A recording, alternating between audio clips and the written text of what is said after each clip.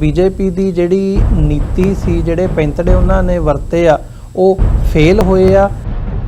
BJP ਦਾ ਤਾਂ ਦੇਖੋ ਬੰਗਾਲ ਦੇ ਵਿੱਚ ਕੁਝ ਵੀ ਨਹੀਂ ਸੀਗਾ ਜੀ, ਫਿਰ ਵੀ ਉਹ ਮਤਲਬ ਉਹਨਾਂ ਇਲਾਕਿਆਂ ਦੇ ਵਿੱਚੋਂ 61% ਸਟ੍ਰਾਈਕ ਰੇਟ ਰਿਕਾਰਡ ਕਰ ਗਈ ਜਿੱਥੇ ਮੁਸਲਮਾਨਾਂ ਦੀ ਆਬਾਦੀ 15% ਤੋਂ ਘੱਟ ਹੈ। ਇਹਦਾ ਮਤਲਬ ਇਹ ਆ ਕਿ ਇੱਥੇ ਵੀ ਕਮਿਊਨਲ ਪੋਲਰਾਈਜੇਸ਼ਨ ਦਾ ਜਿਹੜਾ ਪੈਂਤੜਾ ਆ ਉਹ ਕਾਰਗਰ ਰਿਹਾ ਆ। ਇਹਨਾਂ ਨਤੀਜਿਆਂ ਤੋਂ ਇਹ ਗੱਲ ਨਿਰਧਾਰਤ ਹੋਊਗੀ ਕਿ ਜਿਹੜਾ ਗਊ ਬੈਲਟ ਹੈ ਉਸ ਤੋਂ ਬਾਹਰ ਹਿੰਦੂਤਵਾ ਦਾ ਏਜੰਡਾ ਕਿੰਨਾ ਕੁ ਕਾਮਯਾਬ ਹੁੰਦਾ। ਹਿੰਦੂ ਉੱਚ ਵਰਗ ਦੇ ਨਾਲ BJP schedule caste, schedule tribe ਤੇ ਬੈਕਵਰਡ ਕਲਾਸਿਸ ਤੇ ਅਦਰ ਬੈਕਵਰਡ ਕਲਾਸਿਸ ਦਾ ਜਿਹੜਾ ਨੌਕਰੀ ਪੇਸ਼ਾ ਹਿੱਸਾ ਆ, ਇਹਨਾਂ ਸਾਰਿਆਂ ਦਾ ਸੁਮੇਲ ਕਰ ਕੇ ਆਪਣੀ ਕਾਮਯਾਬੀ ਜਿਹੜੀ ਆ ਉਹ ਹਾਸਲ ਕਰਦੀ ਆ। ਉਦੋਂ ਜਿਹੜੀ ਮੁਸਲਮਾਨਾਂ ਦੀ ਵੋਟ ਸੀਗੀ ਉਹ 3 ਥਾਈਂ ਵੰਡੀ ਗਈ ਸੀ। ਇੱਕ ਤਾਂ ਉਹ ਤ੍ਰਿਣਮੂਲ ਕਾਂਗਰਸ ਨੂੰ ਪਈ, ਕਾਂਗਰਸ ਪਾਰਟੀ ਨੂੰ ਪਈ ਤੇ ਸੀਪੀਐਮ ਨੂੰ ਪਈ। ਇਹਨਾਂ 3 ਥਾਵਾਂ ਦੇ ਉੱਪਰ ਵੋਟ ਵੰਡੇ ਜਾਣ ਦੇ ਕਰਕੇ ਭਾਰਤੀ ਜਨਤਾ ਪਾਰਟੀ ਇਹ ਸੀਟਾਂ ਲਿਜਾਣ ਦੇ ਵਿੱਚ ਕਾਮਯਾਬ ਹੋ ਗਈ ਸੀ। ਕਰੀਬ 80% ਮੁਸਲਿਮ ਵੋਟ ਜਿਹੜੀ ਹੈ ਉਹ ਤ੍ਰਿਣਮੂਲ ਕਾਂਗਰਸ ਨੂੰ ਇਸ ਵਾਰ ਪਈ ਹੈ। ਬੰਗਾਲ ਇਲੈਕਸ਼ਨਸ ਨੂੰ ਫਿਊਚਰ ਦੇ ਨਾਲ ਰਿਲੇਟ ਕਰਕੇ ਦੇਖਿਆ ਜਾ ਰਿਹਾ ਸੀ, ਮੀਡੀਆ ਦੇ ਵੱਲੋਂ ਵੀ, ਐਨਲਿਸਟ ਦੇ ਵੱਲੋਂ ਵੀ ਤੇ ਅਦਰਵਾਈਜ਼ ਵੀ, ਕਿ ਜਿਹੜੀਆਂ ਹੁਣ ਚੋਣਾਂ ਹੋ ਰਹੀਆਂ ਨੇ ਬੰਗਾਲ ਦੇ ਵਿੱਚ, ਇਹਦਾ ਇੰਪੈਕਟ ਆਉਣ ਵਾਲੀਆਂ ਜਿਹੜੀਆਂ ਭਾਰਤ ਦੀਆਂ ਲੋਕ ਸਭਾ ਇਲੈਕਸ਼ਨਸ ਹੋਣਗੀਆਂ ਉਹਦੇ ਉੱਤੇ ਵੀ ਤੇ ਬਾਕੀ ਸੂਬਿਆਂ ਦੀਆਂ ਜਿਹੜੀਆਂ ਇਲੈਕਸ਼ਨਸ ਨੇ ਉਹਦੇ ਉੱਤੇ ਵੀ ਪਊਗਾ। ਸੋ ਬੀਜੇਪੀ ਦੀ ਜਿਹੜੀ ਨੀਤੀ ਸੀ, ਜਿਹੜੇ ਪੈਂਤੜੇ ਉਹਨਾਂ ਨੇ ਵਰਤੇ ਆ, ਉਹ ਫੇਲ ਹੋਏ ਆ, ਜਾਂ ਉਹਨਾਂ ਦਾ ਅਸੀਂ ਇਹ ਸਮਝੀਏ ਵੀ ਕਿਤੇ ਨਾ ਕਿਤੇ ਜੋ ਇੱਕ ਵੇਵ ਮੋਦੀ ਵੇਵ ਦੇ ਤੌਰ ਤੇ ਜਾਂ ਜਿਹੜੀ ਉਹਨਾਂ ਦੀ ਸਟ੍ਰੈਟਜੀ ਚੱਲਦੀ ਆਉਂਦੀ ਹੈ ਉਹਦਾ ਹੀ ਕਿਤੇ ਨਾ ਕਿਤੇ ਨਿਘਾਰ ਵੱਲ ਨੂੰ, ਡਾਊਨਫਾਲ ਵੱਲ ਨੂੰ ਜਾ ਰਹੀ ਹੈ ਗੱਲ। ਦੇਖੋ, ਇਹਨੂੰ ਬੰਗਾਲ ਨੂੰ ਇੱਕ ਤਰ੍ਹਾਂ ਦੇ ਨਾਲ ਟੈਸਟਿੰਗ ਗਰਾਊਂਡ ਮੰਨਿਆ ਜਾ ਰਿਹਾ ਸੀ। ਹਿੰਦੂਤਵਾ ਦਾ ਜਿਹੜਾ ਏਜੰਡਾ ਲੈ ਕੇ ਬੀਜੇਪੀ ਚੱਲਦੀ ਹੈ, ਹਿੰਦੀ ਹਾਰਟਲੈਂਡ ਤੋਂ ਬਾਹਰ ਖਾਸ ਕਰਕੇ ਜਿਹੜੀਆਂ ਇਹ ਮਤਲਬ ਪੂਰਬ ਜਾਂ ਦੱਖਣ ਵਾਲੀਆਂ ਸਟੇਟਾਂ ਹੈਗੀਆਂ ਨੇ, ਵੀ ਇਹਨਾਂ ਦੇ ਵਿੱਚ ਇੱਕ ਨੂੰ ਆਪਾਂ ਕਹਿ ਸਕਦੇ ਪ੍ਰਯੋਗਸ਼ਾਲਾ ਮੰਨਿਆ ਜਾ ਰਿਹਾ ਸੀਗਾ। ਇਹ ਕਿਹਾ ਜਾ ਰਿਹਾ ਸੀ ਕਿ ਇਹਨਾਂ ਨਤੀਜਿਆਂ ਤੋਂ ਇਹ ਗੱਲ ਨਿਰਧਾਰਤ ਹੋਊਗੀ ਕਿ ਜਿਹੜਾ ਗਊ ਬੈਲਟ ਹੈ ਉਸ ਤੋਂ ਬਾਹਰ ਹਿੰਦੂਤਵਾ ਦਾ ਏਜੰਡਾ ਕਿੰਨਾ ਕੁ ਕਾਮਯਾਬ ਹੁੰਦਾ। ਉਹਦੇ ਵਿੱਚ ਪ੍ਰਮੁੱਖ ਪੈਂਤੜਾ ਜਿਹੜਾ ਭਾਰਤੀ ਜਨਤਾ ਪਾਰਟੀ ਦੇ ਵੱਲੋਂ ਅਪਣਾਇਆ ਗਿਆ ਉਹ ਧਾਰਮਿਕ ਧਰੁਵੀਕਰਨ ਜਾਂ ਰਿਲੀਜੀਅਸ ਪੋਲਰਾਈਜੇਸ਼ਨ ਦਾ ਸੀਗਾ। ਦੇਖੋ, ਆਪਾਂ ਦੇਖਦੇ ਹਾਂ ਕਿ ਜਿੱਥੇ ਮੁਸਲਮਾਨਾਂ ਦੀ ਗਿਣਤੀ ਜਿਹੜੇ ਸੂਬਿਆਂ ਦੇ ਵਿੱਚ 15% ਦੇ ਕਰੀਬ ਹੈ, ਉਹਨਾਂ ਸੂਬਿਆਂ ਦੇ ਵਿੱਚ ਹਿੰਦੂ ਉੱਚ ਵਰਗ ਦੇ ਨਾਲ BJP schedule caste, schedule tribe ਤੇ ਬੈਕਵਰਡ ਕਲਾਸਿਸ ਤੇ ਅਦਰ ਬੈਕਵਰਡ ਕਲਾਸਿਸ ਦਾ ਜਿਹੜਾ ਨੌਕਰੀ ਪੇਸ਼ਾ ਹਿੱਸਾ ਆ, ਇਹਨਾਂ ਸਾਰਿਆਂ ਦਾ ਸੁਮੇਲ ਕਰ ਕੇ ਆਪਣੀ ਕਾਮਯਾਬੀ ਜਿਹੜੀ ਆ ਉਹ ਹਾਸਲ ਕਰਦੀ ਆ। ਉਦਾਂ ਜੇ ਆਪਾਂ ਦੇਖੀਏ ਤੇ ਇਹਨਾਂ ਸਾਰੇ ਵਰਗਾਂ ਦੇ ਵਿੱਚ ਆਪਸ ਦੇ ਵਿੱਚ ਕਿਸੇ ਤਰ੍ਹਾਂ ਦੀ ਕੋਈ ਸਮਾਜਿਕ ਸਾਂਝ ਨਹੀਂ ਹੈਗੀ, ਪਰ ਉਹਦੇ ਬਾਵਜੂਦ ਕਿਉਂਕਿ ਮੁਸਲਮਾਨਾਂ ਦੇ ਖਿਲਾਫ ਇੱਕ ਪ੍ਰਭਾਵ ਸਿਰਜਿਆ ਗਿਆ ਹੁੰਦਾ ਜਾਂ ਇੱਕ ਸੈਂਟੀਮੈਂਟ ਉਭਾਰਿਆ ਗਿਆ ਹੁੰਦਾ, ਇਸ ਕਰਕੇ ਇਹ ਸਾਰੇ ਇਕੱਠੇ ਹੋ ਜਾਂਦੇ ਨੇ। ਪਰ ਪੱਛਮੀ ਬੰਗਾਲ ਦਾ ਜਿਹੜਾ ਮਸਲਾ ਸੀਗਾ ਉਹ ਇਸ ਮਾਮਲੇ ਦੇ ਵਿੱਚ ਥੋੜਾ ਵੱਖਰਾ ਸੀ, ਕਿਉਂਕਿ ਉੱਥੇ ਤਕਰੀਬਨ 125 ਸੀਟਾਂ ਇਸ ਤਰ੍ਹਾਂ ਦੀਆਂ ਬਣਦੀਆਂ ਜਿੱਥੇ ਮੁਸਲਮਾਨਾਂ ਦੀ ਗਿਣਤੀ 20% ਤੋਂ ਲੈ ਕੇ ਕਈ ਥਾਵਾਂ ਦੇ ਉੱਪਰ ਉਹ 90% ਤੱਕ ਵੀ ਹੈਗੀ ਆ। ਸੋ ਜਿੱਥੇ 90% ਕੋਈ ਵੀ ਭਾਈਚਾਰਾ, ਉਹਦੇ ਖਿਲਾਫ ਤੁਸੀਂ ਪੋਲਰਾਈਜੇਸ਼ਨ ਕਰਨ ਦੀ ਕੋਈ ਗੁੰਜਾਇਸ਼ ਹੀ ਨਹੀਂ ਬਚਦੀ।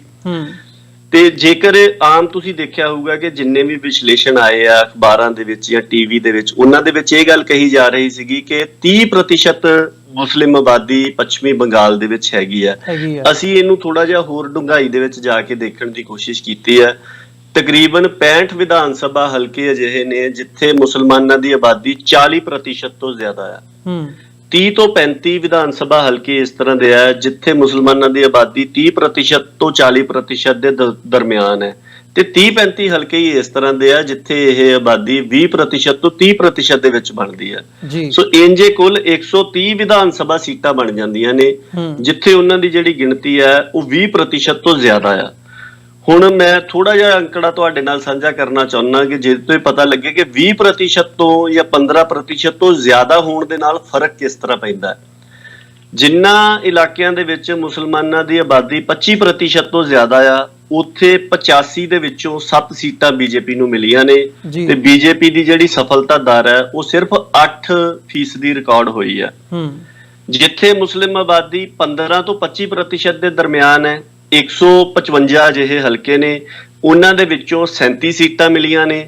ਪਰ ਇੱਥੇ ਭਾਜਪਾ ਦੀ ਜਿਹੜੀ ਸਫਲਤਾ ਦਰ ਹੈ ਉਹ ਵੱਧ ਕੇ 25% ਹੋ ਜਾਂਦੀ ਹੈ ਜੀ, ਭਾਵ ਹਰ ਚੌਥੀ ਸੀਟ ਉਹਨਾਂ ਨੇ ਜਿੱਤੀ ਹੈ। ਤੇ ਜਿੱਥੇ ਮੁਸਲਿਮ ਆਬਾਦੀ 15% ਤੋਂ ਘੱਟ ਹੈ, ਉੱਥੇ 52 ਦੇ ਵਿੱਚੋਂ 32 ਸੀਟਾਂ ਲਿਜਾਣ ਦੇ ਵਿੱਚ ਭਾਜਪਾ ਕਾਮਯਾਬ ਹੋਈ ਹੈ ਔਰ 61% ਉਹਨਾਂ ਦਾ ਸਟ੍ਰਾਈਕ ਰੇਟ ਇੱਥੇ ਰਿਹਾ ਹੈ।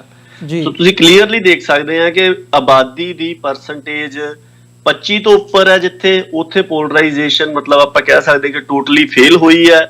ਜਿੱਥੇ 15 ਤੋਂ 25% ਦੇ ਦਰਮਿਆਨ ਆ ਜਾਂਦੇ ਆ, ਉੱਥੇ ਉਹ ਚੌਥਾ ਕੇ ਹਿੱਸੇ ਤੱਕ ਕਾਮਯਾਬ ਹੋਈ ਹੈ। ਤੇ ਜਿੱਥੇ ਮਤਲਬ 15% ਤੋਂ ਵੀ ਆਬਾਦੀ ਘਟ ਜਾਂਦੀ ਹੈ ਮੁਸਲਮਾਨਾਂ ਦੀ, ਉੱਥੇ 61% ਸਟ੍ਰਾਈਕ ਰੇਟ ਹੈਗਾ। ਸੋ ਇਹਦੇ ਨਾਲ ਹੋਇਆ ਇਹ ਹੈ ਕਿ ਜੇਕਰ ਆਪਾਂ 2019 ਦੀਆਂ ਲੋਕ ਸਭਾ ਚੋਣਾਂ ਦੇ ਨਤੀਜੇ ਵੀ ਦੇਖੀਏ, ਉਦੋਂ 4 ਮੁੱਖ ਸੀਟਾਂ ਸੀਗੀਆਂ ਮੁਸਲਿਮ ਬਹੁਗਿਣਤੀ ਵਾਲੀਆਂ, ਮਾਲਦਾ ਉੱਤਰ, ਮਾਲਦਾ ਦੱਖਣ, ਬਹਿਰਾਮਪੁਰ ਤੇ ਰਾਏਗੰਜ। ਇਹ ਚਾਰੇ ਸੀਟਾਂ ਹੀ ਬੀਜੇਪੀ ਲੈ ਕੇ ਜਾਣ ਦੇ ਵਿੱਚ ਕਾਮਯਾਬ ਹੋ ਗਈ ਸੀ, ਹਾਲਾਂਕਿ ਮੁਸਲਿਮ ਸੀਟਾਂ ਸੀਗੀਆਂ, ਮੁਸਲਿਮ ਬਹੁਗਿਣਤੀ ਵਾਲੀਆਂ ਸੀਗੀਆਂ। ਉਹ ਜਦੋਂ ਉਹਨਾਂ ਅੰਕੜਿਆਂ ਦਾ ਆਪਾਂ ਵਿਸ਼ਲੇਸ਼ਣ ਕਰਦੇ ਤੇ ਇਹ ਪਤਾ ਲੱਗਦਾ ਕਿ ਅਸਲ ਦੇ ਵਿੱਚ ਉਦੋਂ ਜਿਹੜੀ ਮੁਸਲਮਾਨਾਂ ਦੀ ਵੋਟ ਸੀਗੀ ਉਹ 3 ਥਾਈਂ ਵੰਡੀ ਗਈ ਸੀ। ਇੱਕ ਤਾਂ ਉਹ ਤ੍ਰਿਣਮੂਲ ਕਾਂਗਰਸ ਨੂੰ ਪਈ, ਕਾਂਗਰਸ ਪਾਰਟੀ ਨੂੰ ਪਈ ਤੇ ਸੀਪੀਐਮ ਨੂੰ ਪਈ। ਇਹਨਾਂ 3 ਥਾਵਾਂ ਦੇ ਉੱਪਰ ਵੋਟ ਵੰਡੇ ਜਾਣ ਦੇ ਕਰਕੇ ਭਾਰਤੀ ਜਨਤਾ ਪਾਰਟੀ ਇਹ ਸੀਟਾਂ ਲਿਜਾਣ ਦੇ ਵਿੱਚ ਕਾਮਯਾਬ ਹੋ ਗਈ ਸੀ। ਤੇ ਉਹਨਾਂ ਇਲੈਕਸ਼ਨਾਂ ਦੇ ਦੌਰਾਨ, ਕਿਉਂਕਿ ਉਹ ਲੋਕ ਸਭਾ ਦੀ ਇਲੈਕਸ਼ਨਾਂ ਸੀ, ਪਰ 120 ਵਿਧਾਨ ਸਭਾ ਹਲਕਿਆਂ ਦੇ ਵਿੱਚ ਭਾਰਤੀ ਜਨਤਾ ਪਾਰਟੀ ਨੇ ਉਦੋਂ ਲੀਡ ਹਾਸਲ ਕੀਤੀ ਸੀ। ਉਹਦਾ ਵੀ ਵੱਡਾ ਕਾਰਨ ਇਹੀ ਸੀਗਾ ਕਿ ਮੁਸਲਿਮ ਵੋਟ ਜਿਹੜੀ ਆ ਉਹ ਵੰਡੀ ਗਈ ਸੀ। ਤ੍ਰਿਣਮੂਲ ਕਾਂਗਰਸ ਨੂੰ ਇਸ ਵਾਰ ਮੁਸਲਮਾਨਾਂ ਦੀ ਬਜਵੀ ਵੋਟ ਪਈ ਹੈ। ਅਸੀਂ ਜਿੰਨਾ ਵਿਸ਼ਲੇਸ਼ਣ ਕੀਤਾ ਉਹਦੇ ਚੋਂ ਸਾਡਾ ਜੋ ਅੰਦਾਜ਼ਾ ਆਇਆ ਕਿ ਕਰੀਬ 80% ਮੁਸਲਿਮ ਵੋਟ ਜਿਹੜੀ ਹੈ ਉਹ ਤ੍ਰਿਣਮੂਲ ਕਾਂਗਰਸ ਨੂੰ ਇਸ ਵਾਰ ਪਈ ਹੈ। ਕਾਂਗਰਸ ਪਾਰਟੀ ਨੇ ਪਿਛਲੀ ਵਾਰੀ 44 ਸੀਟਾਂ ਜਿੱਤੀਆਂ ਸੀ, ਉਹਨਾਂ ਦੇ ਵਿੱਚੋਂ 29 ਸੀਟਾਂ ਇਸ ਵਾਰ ਮਮਤਾ ਬੈਨਰਜੀ ਦੀ ਪਾਰਟੀ ਤ੍ਰਿਣਮੂਲ ਕਾਂਗਰਸ ਨੂੰ ਮਿਲੀਆਂ ਨੇ। ਪਰ ਉਹਨਾਂ ਦੇ ਵਿੱਚੋਂ ਵੀ 29 ਚੋਂ 26 ਸੀਟਾਂ ਉਹ ਨੇ ਜਿਹੜੀਆਂ ਮੁਸਲਿਮ ਬਹੁਗਿਣਤੀ ਵਾਲੀਆਂ।